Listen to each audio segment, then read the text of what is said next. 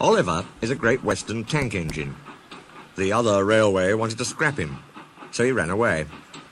Isabel, his faithful coach, came too, and so did Toad, a brake van.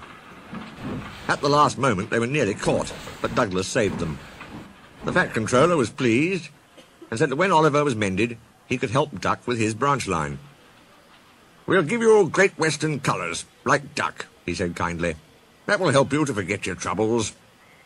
"Oh, thank you, sir," said Oliver happily. Duck's branch starts from the big station. When Oliver started work, he often met other engines there. They all wanted to know about his adventures. "Amazing," Henry would remark.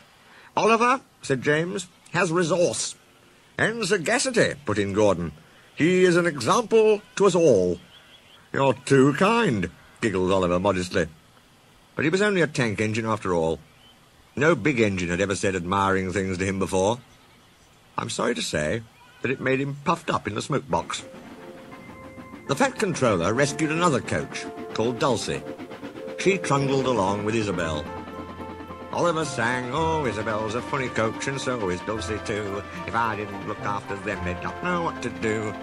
"Just listen to him, just listen to him," twittered Dulcie. "He's proud, he's conceited, he's heading for trouble," Isabel sadly replied. "I feel it in my frames," she shrieked as they rounded a curve. Oliver just laughed. "Henry says I'm amazing. He's right. What do I care for trouble? I just push it aside." All trucks are badly behaved, but ballast trucks are worst of all. Donald, Douglas and Duck warned Oliver about this. "You think I can't manage?" he said huffily. "Gordon knows better. He says I'm sagacious." "You may be good gracious, but—" "Say no more, Duck. It's maybe a pity, but the wee engine'll just have to learn." Today, Oliver took the trucks by himself for the first time. He pulled the loaded ones to a siding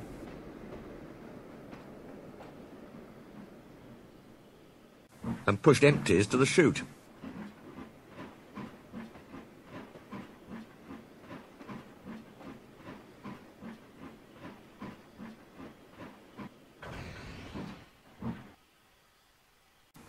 Then he came back full of confidence to take the loaded wagons away. The loaded trucks were comfortable and didn't want to move. They had just realized, too, that they had a different engine. "Duck, we know," they grumbled. "And Donald, and Douglas. What right has Oliver to poke his funnel in here?" "Look sharp," puffed Oliver. "Smartly there." "That's not the way to speak. Pay him out." The trucks moved off easily, and Oliver thought he had them in control. "Trucks," he told himself proudly, "don't play tricks on me. I'll arrange them on the middle road and start away as soon as Duck arrives. I can't understand why he says they're so troublesome." They reached the station throat.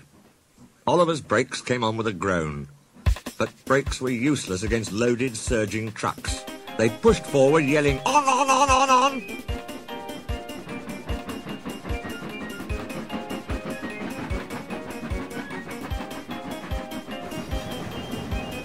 Oliver fought hard, but still they forced him on and on and on.